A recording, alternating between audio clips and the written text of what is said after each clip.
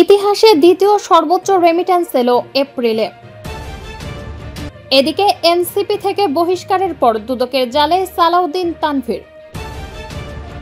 জানাবো ইসরায়েলের প্রধান বিমানবন্দরের কাছে হুতির ক্ষেপণাস্ত্র হামলা। আরও জানাবো বিমান বিধ্বংসী ক্ষেপণাস্ত্র কিনছে ভারত। সর্বশেষ জানাবো পাকিস্তানি নারীকে প্রেম করে বিয়ে চাকরি হারালেন ভারতীয় পুলিশ। শিরোনাম শুনলেন, এবারে বিস্তারিত।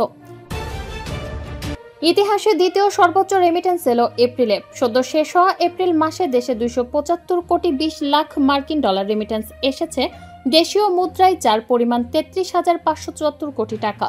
এটি মাস হিসেবে সর্বোচ্চ দ্বিতীয় রেমিটেন্স বলে জানিয়েছে বাংলাদেশ ব্যাংক। এই মাসে প্রতিদিন গড়ে দেশে এসেছে 9 কোটি 17 লাখ ডলার রেমিটেন্স। এর আগে গত মার্চে দেশে এসেছে 328 কোটি 99 লাখ 80 হাজার মার্কিন ডলার রেমিটেন্স, যা দেশের ইতিহাসে যে কোনো এক মাসের সর্বোচ্চ। আজ রবিবার বাংলাদেশ ব্যাংকের হালনাগাদ প্রতিবেদন থেকে এ তথ্য জানা গেছে। প্রতিবেদনে বলা হচ্ছে, এপ্রিলে দেশে এসেছে 275 কোটি 20 লাখ মার্কিন ডলার রেমিটেন্স, আর গত বছরের একই সময় এসেছিল 204 কোটি 40 লাখ ডলার।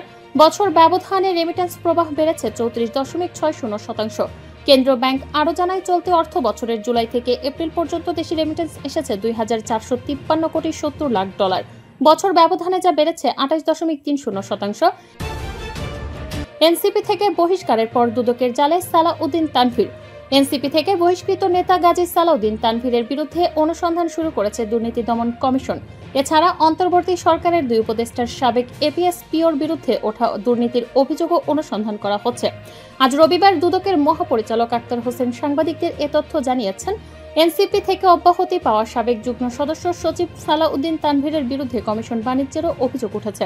দুর্নীতির অভিযোগ ওঠা এসব ব্যক্তির বিরুদ্ধে ব্যবস্থা নিতে দুদকের সামনে গেল সপ্তাহে বিক্ষোভ করে বাংলাদেশ যুব অধিকার পরিষদ। আর দুদক গোয়েন্দা অনুসন্ধানের মাধ্যমে তাদের দুর্নীতির বিষয়ে খোঁজখবর শুরু হয়। সপ্তাহ ব্যবধানে এবার তাদের বিরুদ্ধে প্রকাশ্যে অনুসন্ধানে নেমেছে সংস্থাটি। তানভীর অন্তর্বর্তী সরকারের কোনো পদে নেই, ফলে তার কাছে সচিবালয়ে প্রবেশের নির্ধারিত অনুমতিপত্র বা পাস থাকার কথা নয়। তবে অভ্যুত্থানের প্রভাব খাটিয়ে সচিবালয়ে প্রবেশের পাস হাতিয়ে নেন তিনি। এরপর নিয়মিত সচিবালয়ে গিয়ে তদবির বাণিজ্য করতেন বলে অভিযোগ। এছাড়া অভিযোগ রয়েছে, এনসিটিভিতে বই ছাপানোর সময় কমিশন বাণিজ্যের সঙ্গে জড়িত কোটি কোটি টাকা হাতিয়ে নেন এনসিপি থেকে বহিষ্কৃত তানভীর। এসব অভিযোগ ওঠার পর গত 21 এপ্রিল দলের যুগ্ম সদস্য সচিব গাজী সালাউদ্দিন তানভীরকে সাময়িক বহিষ্কার করে জাতীয় নাগরিক পার্টির। তাকে কেন স্থায়ী বহিষ্কার করা হবে না, এজন্য কারণ দর্শানোর নোটিশও দেওয়া হয়। ইসরায়েলের প্রধান বিমানবন্দরের কাছে হুতির ক্ষেপণাস্ত্র হামলা। ইসরায়েলের বেন গুরিয়ন বিমানবন্দরের প্রধান টার্মিনালের কাছে ইয়েমেন থেকে হুতির ছোড়া ব্যালিস্টিক ক্ষেপণাস্ত্র আঘাত হেনেছে। স্থানীয় সময় রবিবার সকালে এ হামলা হয় বলে ইসরায়েলি কর্তৃপক্ষ জানিয়েছে।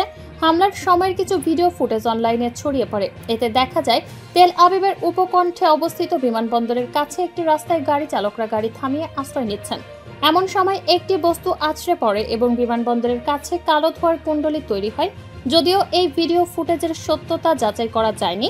জরুরি পরিষেবা সংস্থার বরাদ্দে ইসরায়েলি সংবাদ মাধ্যম জানিয়েছে, বিস্ফোরণে 4 জন আহত হয়েছে এবং আরও 2 জন আশ্রয় কেন্দ্রে যাওয়ার পথে আহত হয়েছে। ইসরায়েলের প্রতিরক্ষা মন্ত্রী ইসরায়েল কার্জ এক বিবৃতিতে বলেন, যে আমাদের আঘাত করবে আমরা তাকে 7 গুণ জবাব দেব। অন্যদিকে হুতির সামরিক মুখপাত্র ইয়াহিয়া সারি এক টেলিভিশন বিবৃতিতে বলেন, ইসরায়েলের বিমানবন্দরটি আর আকাশপথে ভ্রমণের জন্য নিরাপদ নয়। বিমানবন্দরটি কিছু সময়ের জন্য ফ্লাইট বন্ধ রাখার পর এখন আবার চালু হয়েছে। স্থানীয় গণমাধ্যমে প্রকাশিত ভিডিও ফুটেজে ক্ষেপণাস্ত্রের আঘাতে ভূমিতে একটি বড় গর্ত তৈরি হতে দেখা যায়। ক্ষেপণাস্ত্রটি ছোড়ার ঘটনার পর ইসরায়েলের বিভিন্ন অঞ্চলে সাইরেন বাজানো হয়। ইসরায়েলি বিমান বাহিনী জানিয়েছে, তারা ক্ষেপণাস্ত্রটি প্রতিহত করতে ব্যর্থ হওয়ার কারণে খতিয়ে দেখেছে। ইরান সমর্থিত ইয়েমেন ভিত্তিক বিদ্রোহী গোষ্ঠী হুতি নিয়মিতভাবে হামাসের প্রতি সংহতি জানিয়ে ইসরায়েলের দিকে ক্ষেপণাস্ত্র নিক্ষেপ করে আসছে। তবে খুব কমই এসব ক্ষেপণাস্ত্র ইসরায়েলের প্রতিরক্ষা ব্যবস্থার ভেতর দিয়ে লক্ষ্যভেদ করতে সক্ষম হয়। এই গোষ্ঠী লোহিত সাগরে বিভিন্ন জাহাজেও হামলা চালিয়ে যাচ্ছে, যার জবাবে যুক্তরাষ্ট্র সেখানে বোমা হামলার অভিযান পরিচালনা করছে এবং যুক্তরাজ্য এতে সহায়তা করছে। বিমান বিধ্বংসী ক্ষেপণাস্ত্র কিনছে ভারত। শত্রুপক্ষের যুদ্ধ বিমান বা ড্রোন নিমিষে এবং নিখুঁতভাবে ধ্বংস করতে সক্ষম কাঁধে বহনযোগ্য দেশীয় প্রযুক্তির এমনই ক্ষেপণাস্ত্র ক্রয় করেছে ভারতীয় সেনাবাহিনী। 6 কিলোমিটার পর্যন্ত দূরত্বে থাকা ড্রোন বা যুদ্ধ বিমানকে আটকাতে বা ধ্বংস করতে সক্ষম এই ক্ষেপণাস্ত্র। টাইমস অব ইন্ডিয়ার খবরে বলা হয়, এ লক্ষ্যে ভারতীয় সেনাবাহিনীর অস্ত্র ভাণ্ডারের জন্য 48টি লঞ্চার, 48টি রাত্রিকালীন অত্যাধুনিক চশমা, 85টি ক্ষেপণাস্ত্র এবং স্বল্প পাল্লার বিমান প্রতিরক্ষা ব্যবস্থা পরীক্ষার জন্য একটি কেন্দ্র গড়ার দরপত্র আহ্বান করেছে প্রতিরক্ষা মন্ত্রণালয়। আগামী 20 মের মধ্যে ইচ্ছুক সংস্থাকে তাদের দরপত্র জমা দেওয়ার কথা উল্লেখ করা হয়েছে নির্দেশিকায়। প্রতিরক্ষা মন্ত্রণালয়ে এক কর্মকর্তা জানান, আকাশপথ দিয়ে ধেয়ে আসা সব ধরনের হুমকি প্রতিরোধের জন্য ম্যান পোর্টেবল সিস্টেমের ঘাটতি রয়েছে ভারতীয় সেনাবাহিনীতে। সেই ঘাটতি মেটাতেই দরপত্র জমা দেওয়ার কথা জানানো হয়েছে। নতুন ক্ষেপণাস্ত্র ছোড়ার ব্যবস্থা অবশ্যই অ্যান্টি জ্যামিং বৈশিষ্ট্য থাকতে হবে বলে জানানো হয়েছে বিজ্ঞপ্তিতে। অর্থাৎ যদি কোথাও নেটওয়ার্ক বা ইন্টারনেট পরিষেবা ব্যবহারকারীদের জন্য সীমিত করা থাকে, তবে সেই সব জায়গাতেও যাতে নতুন ব্যবস্থা কাজ করতে পারে সেদিকে জোর দিতে বলা হয়েছে। শুধু তাই নয়, সব ধরনের আবহাওয়া পরিস্থিতি মোকাবেলা করার ক্ষমতা থাকাও বাঞ্ছনীয় বলে জানানো হয়েছে বিজ্ঞপ্তিতে। সমতল হোক বা মরুভূমি কিংবা 4500 মিটার উঁচু এলাকা, সব জায়গা থেকে এই ক্ষেপণাস্ত্র ব্যবহার করা সম্ভব হবে তা নিশ্চিত করার কথা বলা হয়েছে। চীনের সঙ্গে পূর্ব লাদাখে সমর্থিত লড়াইয়ের সময়ও ভারতীয় সেনাবাহিনী এই ধরনের ক্ষেপণাস্ত্র ব্যবহার করেছিল। গত বছরের শেষের দিকেই ভারতের অস্ত্র ভাণ্ডার মজবুত করতে স্বল্প পাল্লার বিমান বিধ্বংসী ক্ষেপণাস্ত্র ব্যবস্থা পাঠিয়েছিল ভ্লাদিমির পুতিনের দেশ রাশিয়া, যার পোশাকি নাম ইগলা-এস। 2023 সালের শেষের দিকে রাশিয়ার সঙ্গে নতুন অস্ত্র চুক্তি করেছিল ভারত। সেই চুক্তি অনুযায়ী ভারত পেয়েছিল নতুন অস্ত্র ইগলা-এস। প্রথম দফায় ভারতীয় সেনার কাছে পৌঁছেছে সেই ক্ষেপণাস্ত্র। রাশিয়ায় তৈরি 24টি ইগলা-এস আসে ভারতে, সেই সঙ্গে আসে তার সঙ্গে ব্যবহার করার 100টি ক্ষেপণাস্ত্র। এইবার সেই ধরনের আরো স্বল্প পাল্লার বিমান বিধ্বংসী ক্ষেপণাস্ত্র কিনতে চাইছে ভারতীয় সেনাবাহিনী। পেহেলগাম কাণ্ডের পর থেকেই ভারত এবং পাকিস্তানের মধ্যে এক অস্থির পরিস্থিতির সৃষ্টি হচ্ছে। ভারত প্রথম থেকেই পেহেলগামে হামলার জন্য পাকিস্তানকে দায়ী করেছে, তবে পাকিস্তানের দাবি এই জঙ্গি হামলার ঘটনার নেপথ্যে তাদের কোনো ভূমিকা নেই।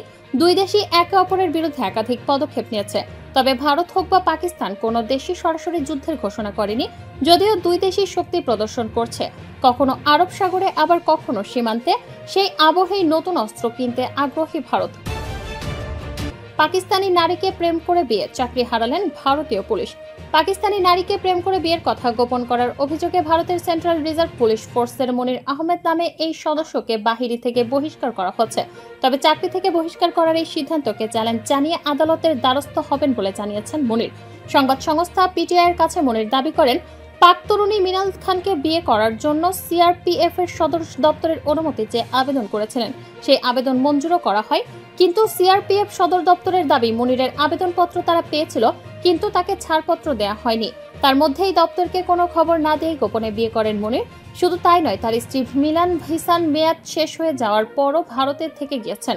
পেহেলগাম কাণ্ডের পর যখন পাকিস্তানিদের ভারত ছাড়ার নির্দেশ দেয় কেন্দ্র, সেই সূত্র ধরেই সিআরপিএফ জওয়ান মনিরের বিষয়টি প্রকাশ্যে আসে। তারপরে তার বিরুদ্ধে পদক্ষেপ নেয় সিআরপিএফ। তাদের পক্ষ থেকে জানানো হয়, মনিরের বিরুদ্ধে এ বিষয়ে একাধিক গাফিলতির বিষয় ধরা পড়েছে।